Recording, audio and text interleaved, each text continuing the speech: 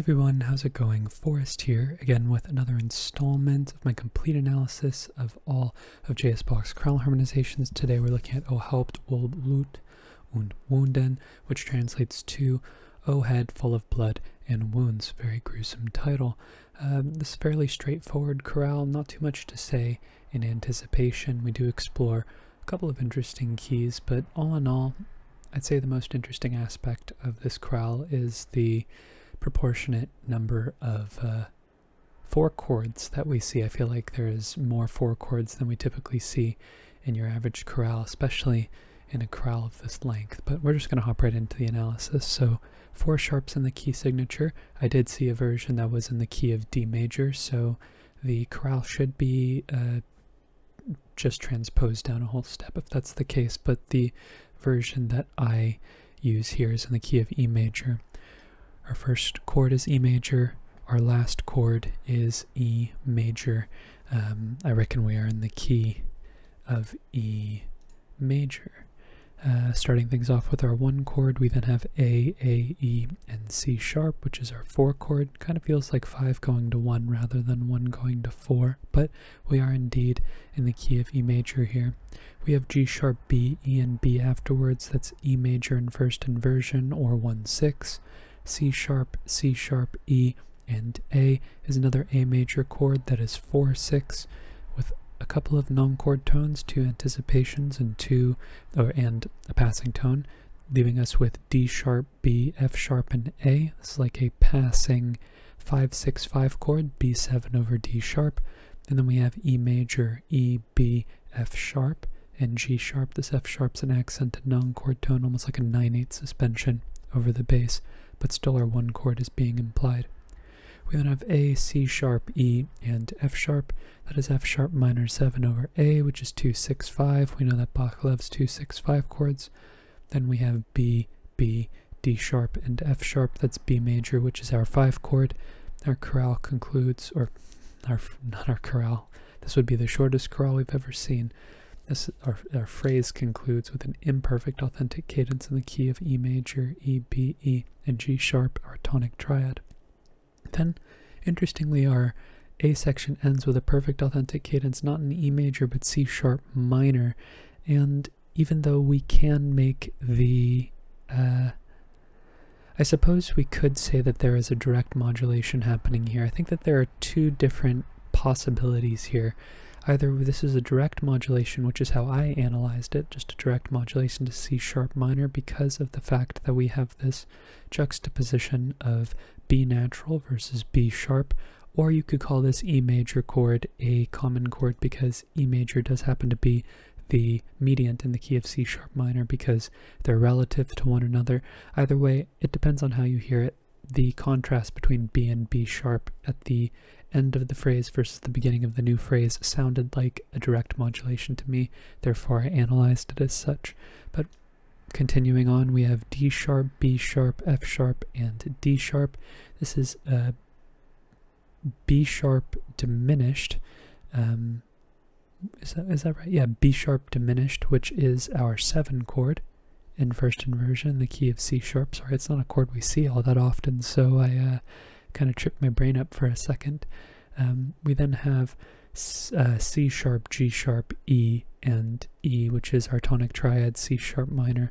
We also have some passing tones in the bass and the alto before we get E, C sharp, G sharp, and E. That's just an inversion of the same chord, first inversion, so we'll just change the figured bass to reflect that. Another passing tone in the bass as well. We then have G sharp, C sharp, G sharp, and D. Very interesting chord here. I reckon this D is an accented non-chord tone, or, oh, you know what? That D is not an accented non-chord tone. This C sharp is a 4/3 suspension over the bass, and this is a 5 chord. I knew something was wonky here. This C sharp is also a neighbor tone as well. We get the resolution on the next beat, G sharp, B sharp, G sharp, and D sharp, which is our 5 chord proper with a passing 7th in the alto, and then we cadence on C sharp minor, C sharp, E, and C sharp, A 3 root 1/3 spelling, our tonic triad. Okay, looking ahead, we have a perfect authentic cadence in the key of E major, starting off our B section, and I think we modulate to E major pretty much straight away. We start off with C sharp, G sharp, C sharp, and E, which is our tonic triad again in the key of C sharp minor, but it is also our sixth chord in the key of E major. We have a passing seventh in the alto as well. F sharp, A, and D sharp. This is D sharp diminished over F sharp, which is 7/6. Passing tones in the melody and the tenor before we get G sharp, D, G sharp, and B, with a passing seventh here in the alto. This would be a 3 chord, or I guess depending how, yeah, no, that's a 3 chord. Sorry, I was thinking that that could be a 1 chord as well. This is an F sharp, not an E, and not like that would even be a reason to call this a 1 chord anyways, because this is a D as well. So we have a 3 chord going on here, so 7/3, starting off a cycle of falling fifths progression here, because 7 wants to go to 3 via that rule, that a chord progression, the path of like least resistance, or at least a pattern that is used frequently in Baroque music, is going to a chord a fifth below. We then have A, C sharp, E, and C sharp, another 4 chord, A major. Passing tones in the lower voices, that's G sharp, B, E, and C sharp, kind of like a passing C sharp minor chord there. C sharp minor 7 in second inversion, but I don't really think that adds too much to the chord progression, so I will just mention it. I will not put it on the page.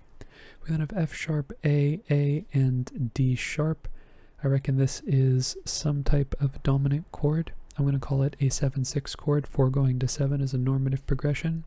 I suppose you could call it a 5/4/3 chord as well, because this B being a passing tone depends on what you hear as the chord tone, but I don't think that that's the case. I feel like with the D sharp resolving up to E, this feels like the root of the chord to me. We then have E, C sharp, A, and E, probably the most interesting cadence in the whole chorale. This is A major in second inversion. See what I mean about all the 4 chords? 4 here, 4 here, 4 here, 4 here. Not that 4 chords are uncommon by normal means, it's just, I don't know, something about seeing 4 chords as often as this in the context of E major just makes me feel like we're in the key of A major, like there's like some A Lydian going on or something. I don't know, just my intuition, like there's a blinker going off in my brain saying something's going on here that's interesting. But afterwards, I just realized I made a mistake here. I always confuse perfect authentic cadence and plagal cadence because they both have P and C in their abbreviation. So is it an abbreviation? Yeah, an abbreviation, or an acronym. I always confuse those two as well, but we have a 4/6/4 chord here going to E, B, G sharp, and E, which is like a tonic triad happening here with E, A, F sharp, and E here, kind of like an F sharp minor 7 chord in third inversion, but we don't really need to mark it because 4/6/4 is kind of doing that for us. We know that 4/6/4 and 2/4/2 are more or less substitutions for one another.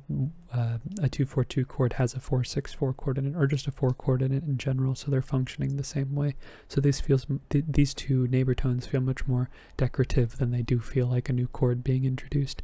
But our 1 chord does get reiterated again on the final beat of the cadence, E, B, G sharp, and E, making this a plagal cadence of sorts. We then have a phrase that ends in a half cadence in the key of F sharp minor, so relatively short chorale. We've seen E, we've seen C sharp minor, we've seen E again, and we're about to go to F sharp minor, so very interesting. I do not believe the modulation happens directly, it happens closer to the cadence.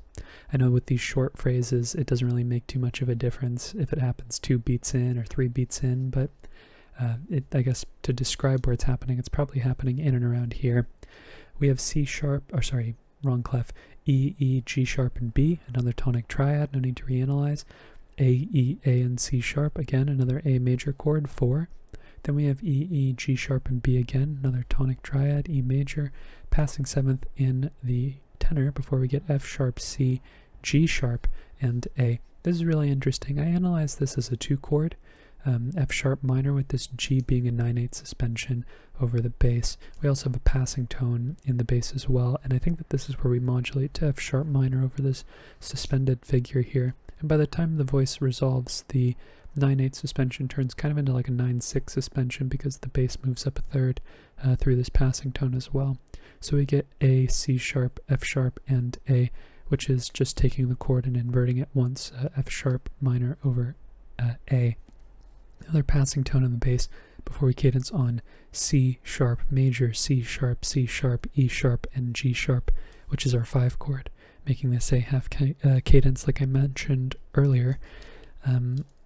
Looking ahead, we have an imperfect authentic cadence in the key of B major, so we've explored many keys, C sharp, F sharp, E, and B major in this chorale. All things considered, it's a relatively short chorale. We're seeing a lot of chromaticism. So similar to, this was also a reason as to why I felt like this was a direct modulation as well, because we had one earlier and it was happening at the same point metrically. Granted, all of our phrases start with a pickup, but regardless, I call this a direct modulation to B major. However, what's interesting is C sharp major is the dominant of F sharp, but we start with a dominant chord, which makes it feel like a direct modulation. But I suppose you could call this, you could say that the phrase starts here at the half cadence and we modulate to a secondary dominant. I think that's very rare. I think maybe we've seen that once, if at all. So I think it's unlikely that that's what's happening, but it is a coincidence that C sharp, or maybe more than a coincidence that C sharp major is the dominant of the chord that's starting the next phrase. So A sharp, C sharp, F sharp, and E is F sharp 7 over A sharp. That's 5, 6, 5, and that goes directly to B major, B, B, F sharp, and D sharp, or tonic triad. Passing tone in the melody before we go to D sharp, B, F sharp, and F sharp, which is our tonic triad in first inversion. Neighboring 7th in the tenor before we get G sharp, B, G sharp, and E. Another 4 chord, this time E is the 4 chord, E major over G sharp.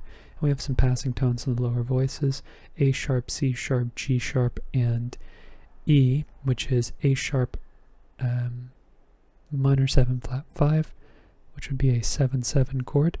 4 going to 7, it's a good sign, it's a normative progression. We've seen it a number of times here. Oh, this is a 4-5 chord, but it's a chord progression we see quite frequently in Bach, especially in these subdivided contexts where 7 gets introduced in passing between 4 and 1, B, especially 4, 6, and 1, B, D sharp, F sharp, and D sharp, our tonic triad. This B is a chord tone, so we don't need to mark it. We have E, G sharp, G sharp, and C sharp. That is C sharp minor over E, which is our 2 chord in first inversion. Bach loves 2/6 chords in cadential contexts. The C sharp is a chord tone, so we don't need to mark it. We then get F sharp, A sharp, F sharp, and C, which is our 5 chord, F sharp major, and then we cadence on E major, cadence on B major, B, B, F sharp, and D sharp, which is our tonic triad in root position. And we know when we near the end of the chorale and we see a cadence in the key of the dominant, which is the dominant in relation to our the tonic of the entirety of the movement, typically this gets recontextualized as the dominant of the tonic key that we move to, and this is true in this case as well. This B major chord is going to be recontextualized as 5 in the key of E, and we are going to, apologies, I defaulted to perfect authentic cadence again. We actually end this chorale with an imperfect authentic cadence, which is interesting. So 5 goes to 1, E, B, E, and G sharp. That's our tonic triad, passing 7th in the bass, and then we get C sharp, A, E, and A, another 4 chord, 4, 6 more specifically. Neighbor tone in the alto before we get B, B, E, and G sharp. This is our tonic triad in second inversion, a passing 6/4 chord. But interestingly, as we get close to the cadence, the 1/6/4 chord is not functioning as the predominant. The 4 chord is functioning as the predominant, or sorry, the 2 chord is functioning as the predominant. A, C sharp, E, and F sharp, which is 2, 6, 5, F sharp minor 7 over A. So it's interesting to see 1/6/4 preceded by 2, 6, 5. or sorry, 164 preceding 265 rather than the other way around. Typically we see it the other way around. We then have B, F sharp, D sharp, and B. That's B major, which is our 5 chord. Again, we saw something similar to this in the previous phrase where we skipped up a fourth in the tenor here. And in this case, it resolved back down, kind of like a little enclosure here. Not hugging the next note exactly, but still wrapping around it in terms of the direction, one note above, one note below. So we saw this figure here, but instead of enclosing this note, we're anticipating the next note, which is also a chord tone, E, B, E, and G sharp, which is our tonic triad. Now the interesting thing about ending this chorale in an imperfect authentic cadence is that unlike the chorales that we've seen from the majority of the cantatas and the chorales that we're going to be looking at that are not from Bach's Passions or his oratorios, are the fact that the chorales are typically standalone movements or the last movements of earlier works that we've looked at, or separate works. I mean, he was writing this music concurrently with the larger works that we're looking at now. But a chorale that ends in an imperfect authentic cadence in the middle of a work might be succeeded by another movement in the key of A major maybe, or in the key of E major, and it's supposed to flow a little bit more naturally, whereas the perfect authentic cadence has a stronger sense of finality. So the chorales, unfortunately, from a narrative from like an analytical and a narrative standpoint, it's not organized in such a way where the passion is chorale, chorale, chorale, chorale, chorale, etc. And then we have all like the arias, and then all of the choruses and whatnot stacked next to one another.